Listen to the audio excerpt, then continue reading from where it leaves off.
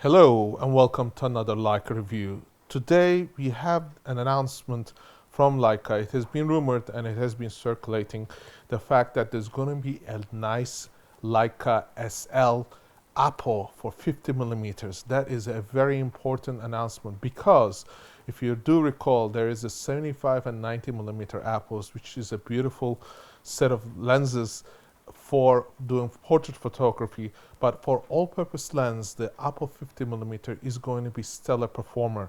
As you may recall, there was a Leica M mount for the APO 50 millimeter that had come out a while back, and the images were incredibly good. Now that same technology, that same beautiful bokeh is now going to be available for the Leica SL. For that very reason, it is very important to have this lens. Beyond all other lenses, it is an all-purpose lens. So if you do own the Leica SL camera and you want to capture great images and have this beautiful bokeh plus a beautiful control of the distortion, this is the lens to get.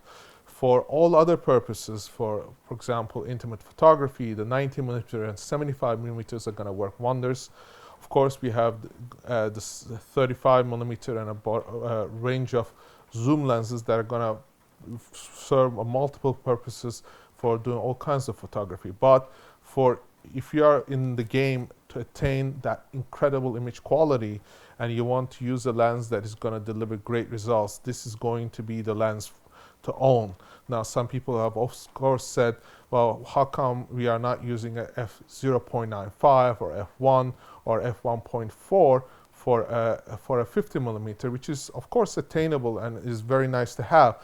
But having an f2 does not diminish the fact that you're going to have great bokeh.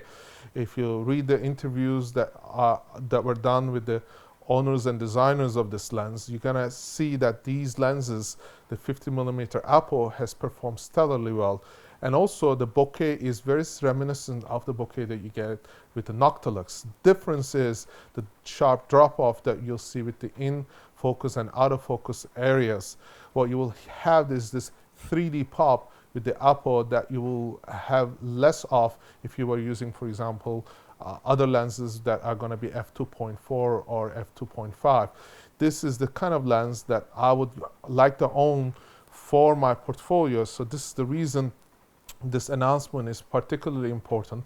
And also it's going to put this Leica SL camera, which is a full frame camera, almost in the same league as a Leica S. Although the medium format size is very important, what is going to happen is the image quality is going to be, first of all, incredibly good. And if you looked at the charts of the MTF charts, you're going to see that at f5.6 that the lines are almost straight, clearly showing that this APO lens is a lens that delivers distortion-free images. So if you take this lens and apply the same dynamics to a SL mount, what you will have is a lens that is going to perform so well that is going to be hard to match in other cameras. For example, all the other competitors have been looking to improve their lenses and come up with, for example, f1.4 to create that bokeh. What is important is not just the bokeh, but the drop that happens from the in-focus to out-of-focus area, giving that three-dimensionality. This is the reason why having a very accurate lens and a lens that performs well for multiple purposes is very important. I personally like to take this lens, for example, the 50 millimeter, and do a panoramic shot where I take a landscape and chop it up into pieces and combine them to create an image that is very, very accurate. This is the kind of lens that is very good to use for this kind of photography. Of course, you can take a 24, 21 millimeter and have one single image to work with, but having multiple images and stitching them together also creates this very, very unique and very detailed look. And this is one of the reasons I like this lens, because it has great image quality that is so far not been matched by any other manufacturer of lenses from what I have seen and tested. Now, of course, there are also other people who want to own the 75 and 90, and they've asked me if that's the first lens they should go for, or should they go for the 50. And I asked them the same question that I've always asked everyone who wants to buy a lens. Is this the lens that you are going to use predominantly? Is this the lens that you feel most comfortable with?